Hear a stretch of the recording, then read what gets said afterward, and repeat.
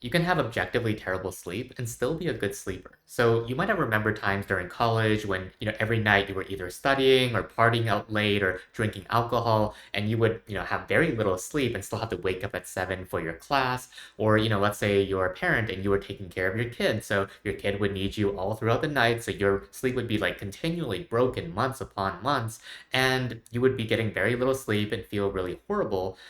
But you wouldn't be particularly worried about your sleep per se. You wouldn't be like, holy crap, like I drank too much alcohol and now I can't sleep and tomorrow I have to wake up. Like, yeah, that's stressful, but it's not really the sleep that's stressful. And it's this differentiation, the way that we react to sleep in general, that really distinguishes someone who is technically a good sleeper and someone who has insomnia. So you can have objectively terrible sleep, but if you're not particularly worried about it, you wouldn't be diagnosed with insomnia disorder. And at the core of insomnia disorder, I think, is a fear about sleep and not being able to sleep at night, as well as consequences. So people like me, like for example, I've had times during my life where it took me an hour, 2 hours every night to fall asleep, but I wasn't particularly worried about it. I treated it as like it's kind of fun to be able to lie there and dream about like adventures that pirate me could go on. And at some point, like I would fall asleep, and yeah, like every day would feel a little bit harder, and that extra coffee wouldn't really help. But I wasn't like particularly distressed by that fact.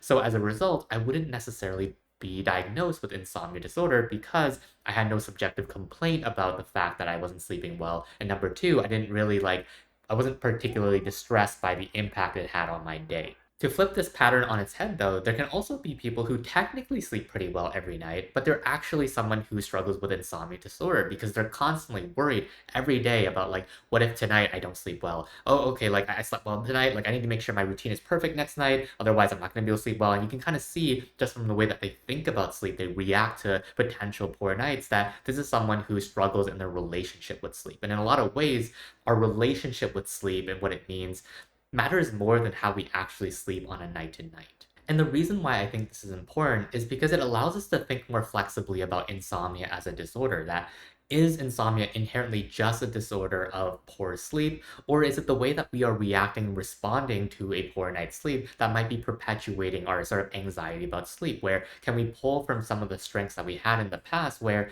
even when we had a poor night, when we, went out until 2 a.m. and had to wake up at 6, even when we were so excited about a date or a video game that we were just like thinking about it the entire night and didn't get much sleep at all, how are we able to, in some ways, sit with that experience differently compared to when we're struggling with insomnia, where being awake in the middle of the night is just like a horrible, horrible experience, and we're so anxious and we're so worried about what it's going to feel like the next day. And I get it. Like, it's kind of frustrating and maybe even invalidating to hear someone say, oh, this sort of intentional sleeplessness versus actual insomnia, where every night, not by design, I'm getting, just a few hours of sleep for years on end. Like, that is really, really hard. And I think it is still important at the same time to come to the understanding that our reaction to a poor night is also a perpetuating factor. It maintains our insomnia when we reject and resist the idea of having a poor night, when we go into the night thinking, I hate the idea of being awake right now, because as you can imagine, that anxiety, the distress, the frustration,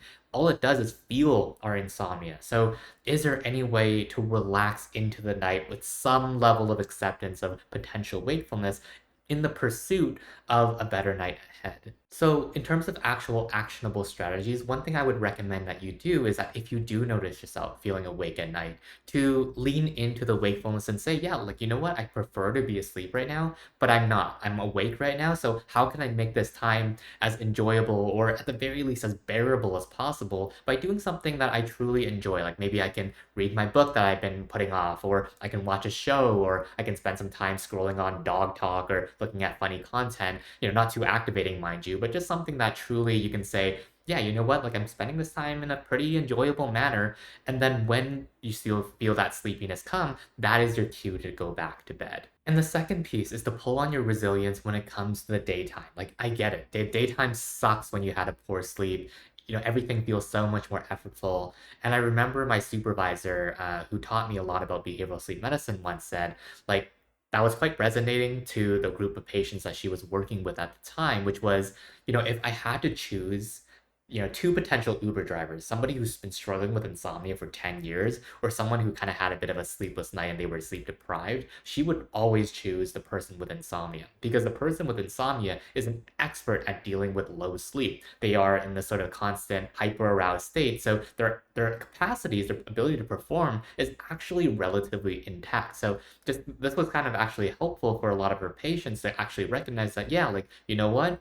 I've been struggling a lot. It has been effortful, but I've been actually like reasonably successful in doing the main things that are important to me. And I think coming from that place of resilience will allow you to enter the nighttime with a sense of newfound confidence of accepting if wakefulness is there to allow it to be there rather than trying to wrestle with it and try to fight with it, which, as you can imagine, isn't exactly going to be helpful for the ultimate goal of being able to sleep. So this was kind of a weird video because I feel like we jumped from idea to idea of this idea of like having objectively terrible sleep but still being a good sleeper, and this concept of insomnia identity where even if you string together some good nights, that you still have this sort of thought process that I'm fundamentally a poor sleeper, and you can imagine the way that we react to these same situations of wakefulness and how we'll feel the next day can actually maintain our insomnia. So one thing I would encourage you to do is to see what it would be like to sort of adopt this perspective of like being a good sleeper. How can I experience the wakefulness at night slightly differently? How can I see myself slightly differently in the context of my performance during the day in spite of a poor night?